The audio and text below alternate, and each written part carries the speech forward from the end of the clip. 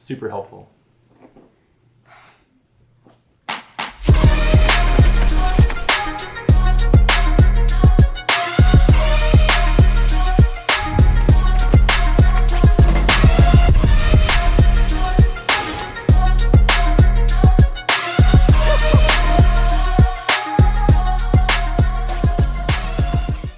Hello and welcome to the summer field test from Pinkbike. My name is Henry and this is the all-new YT Capra.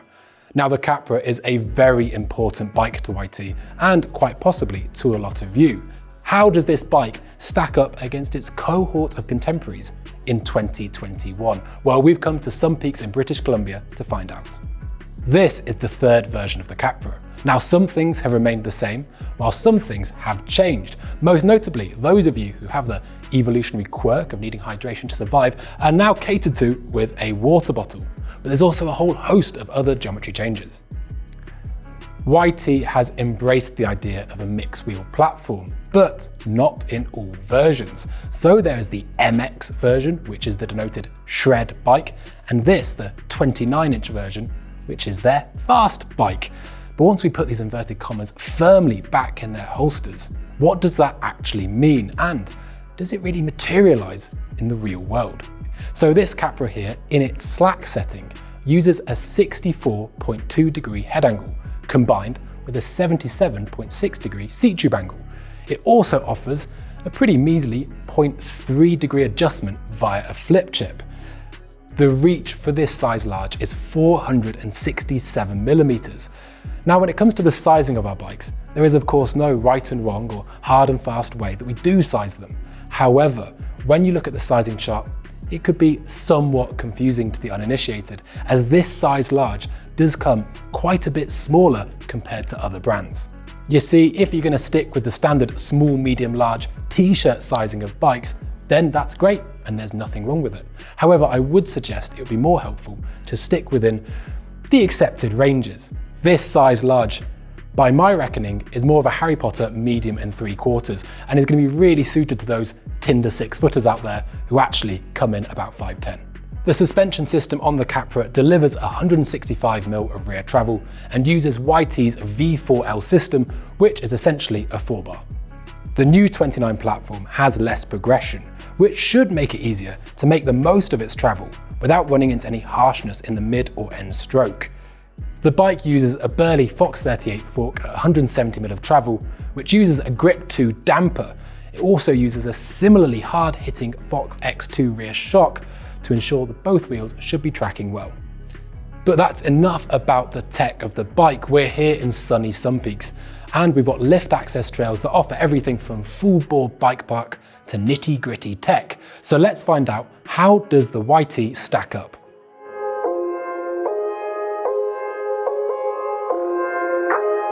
Okay, Henry, Matt, you guys have ridden the Capra a bunch, and I know most Capra owners care a lot more about going down than going up, but the bike is named after a goat, so we're gonna talk about climbing. Is it a good story or a bad story? Well, the YT has a very different feel to a lot of the bikes on test. I'd say it's far more supported. Now that actually might be something that we come onto later when we talk about descending, but in terms of climbing, it does actually give kind of a good supported feel both on and off the saddle. All right, so when you're on the gas, it doesn't feel like you're deep in the travel and moving a whole bunch through the stroke? I wouldn't say so. I mean, it definitely does have some bob. Yeah. I think it's relatively minimal and you can always kill it with the flip switch. So I want to compare how the Capra pedals to some of the other bikes here on test. So it sounds like the Capra actually gets a move on reasonably well for what it is, an enduro bike. What about compared to something like the WeR1? The WeR1 is a similar but different proposition. I would say it's perhaps a slightly better execution. Right.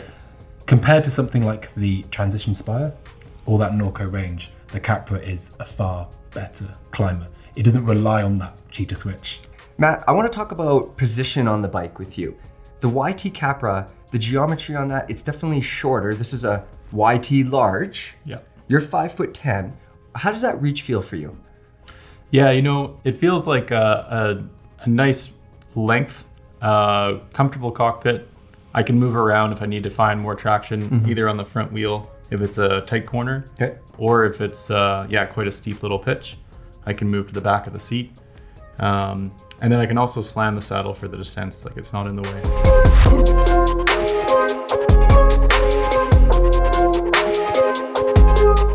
Okay guys, we've put all the climbing behind us. It's time to have some fun on the descent.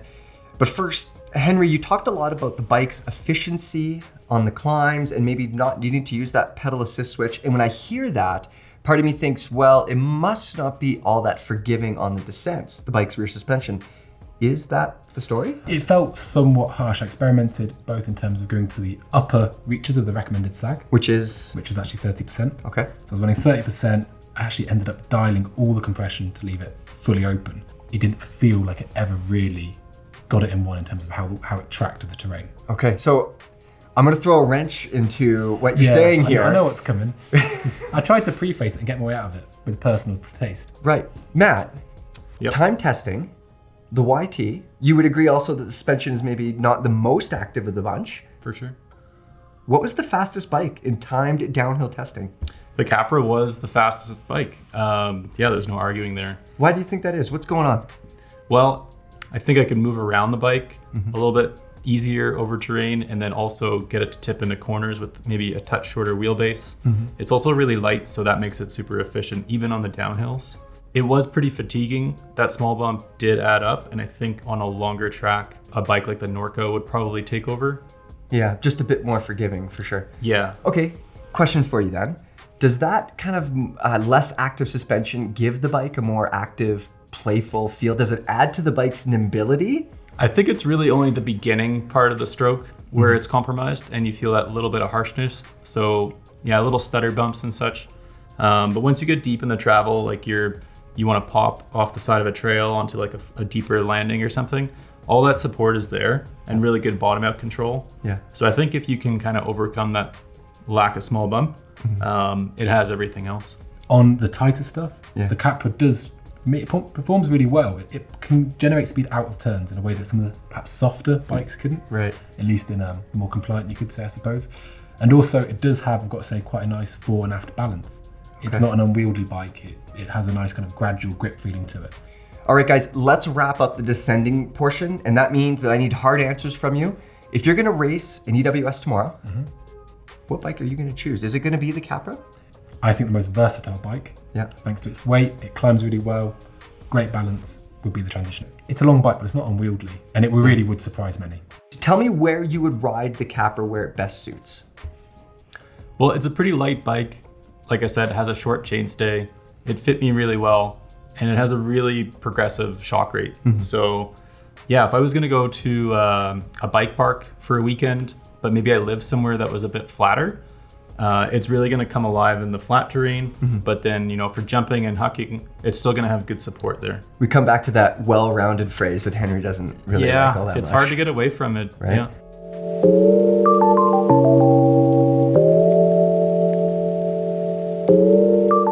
Okay, we're talking about components now. Henry, that thing has a Renthal cockpit. Yeah. You're from Renthal land? Yeah. For Queen and Country, Renthal bars all the way. No, joking aside, hopping between these bikes, some of them, to be honest, I felt had downright kooky handlebars. I'm not saying that bars have to be a particular shape, and I'm not trying to dissuade anyone from going down a particular avenue with their bars, but I would say that it just does take a little bit of time to kind of commit to a system, and the Renthal bars, you knew what you were getting. The whole spec is, it's quite sensible. It's all Fox and SRAM and Renthal. High quality stuff. Yeah, it's good quality stuff. Yeah. One last thing on the component front. Yeah. Let's talk dropper posts, because this is a brand new bike. It's a size large. It has a 150 millimeter dropper post on it, Henry. Yeah, which is strange, but I think the problems start from the relatively long seat tube, which I believe is a 445. Yeah. And it's on a large, which, the terminology for the sizing here might be the problem. But either way, on a medium, having that seat tube length with a 150 post, I don't think it's enough drop, and I don't think it's long enough. It left me in that awkward position of wanting it a bit higher for the climbs, a bit lower for the descents, and then just have to get the old Allen key out, and it was quite frustrating. I remember when 150 was enough. Everybody rode everything on 150. Absolutely, but it's because seat tubes have got steeper. Yep. We need to run them lower. It's not getting out of the way in the same way, exactly. because it's more forward with that steep seat tube. And I wouldn't be surprised. I don't think this is me being picky. I think a lot of riders would find that. Yeah.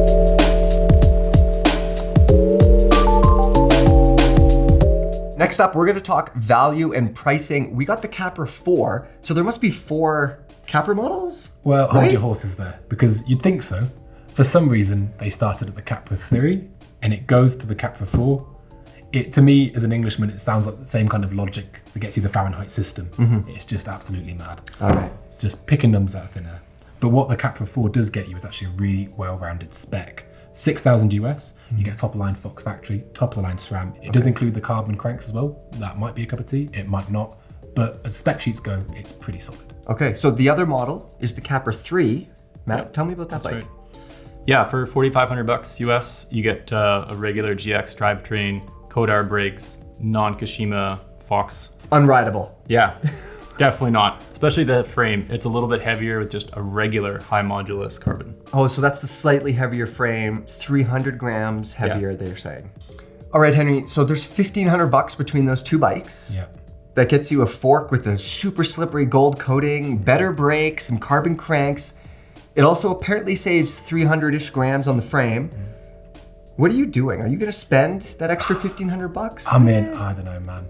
I think the color of your fork legs, I mean, that extra slippery stuff might be good on frying pans. On my forks, I'm not sure how much difference it makes. I've never seen a Kashima frying pan. That's actually how it started. Oh, really? Yeah. Oh, good to know.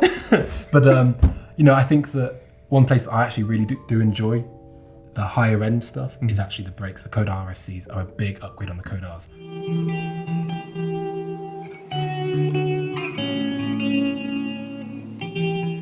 Okay, we're getting close to wrapping this review up, and that means pros and cons. Matt, you're way more positive than Henry, so tell me the stuff that you liked. Yeah, I really liked the geometry. I think it suits riders all around. And then you have that really supportive, deep bottom out control on the shock. And then you have the Gucci parts package with the fancy brakes and suspension. And yeah, it was good for climbing too.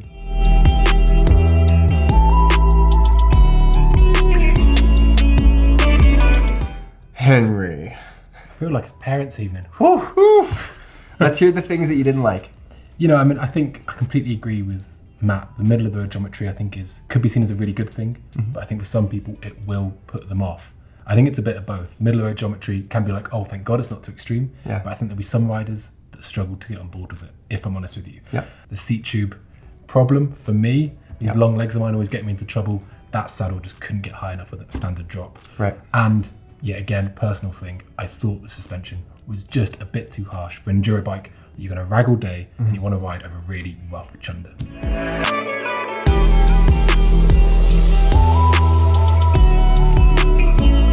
All right, as always, we wrap these reviews up by saying who best suits the bike. So, who best suits this Capra? What type of rider? Well, I think the way we categorize bikes, normally off travel, it does sometimes have its limitations. The Capra isn't a bad bike, but if it's an enduro bike, then the Transition and the Norco are super enduro bikes. Right. And if they're enduro bikes, then the Capra, like I said, feels more like a long travel trail bike. Right. So for somebody that actually might not always want to have an enduro bike at their disposal, let alone a super enduro bike, they're going to feel right at home on the Capra. So many terms. Matt, what do you think? I think it's a really well-rounded bike. It is a little bit more of a trail bike feel, but it does have that extra inch of travel, bottom out support if you want to go really big. And it's just going to do everything well. Again, so it sounds like it's fair to call this thing almost more of a long-legged trail bike than a full-on enduro race bike, eh? I wouldn't disagree with that. And as we've seen from the time testing, in the right hands, it can still go bloody quickly. Apparently so. All right, that is it for the YT Capra. Stay tuned for more videos from the 2021 Summer Field Test and make sure to subscribe so you don't miss any of them.